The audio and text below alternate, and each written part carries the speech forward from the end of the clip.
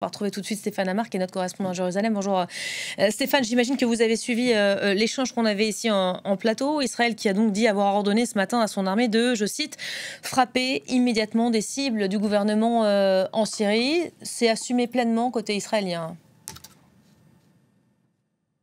C'est assumé pleinement et je dirais pour deux raisons, pour une raison interne, pour une raison externe. Alors la raison interne, et les Israéliens l'ont redit ces dernières heures, c'est que les Druzes sont considérés comme un peuple ami, un peuple allié. Il faut savoir que la communauté druze en Israël est extrêmement impliquée dans la défense de l'État d'Israël et dans les forces armées.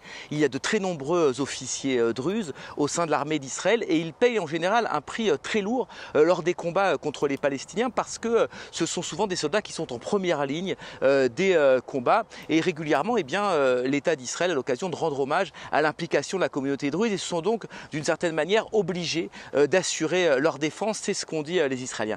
Et le facteur externe, c'est bien sûr le contrôle de la frontière du Golan, on l'a dit, conquis en 1967, annexé 13 ans plus tard, et le Golan est un enjeu stratégique extrêmement important pour Israël.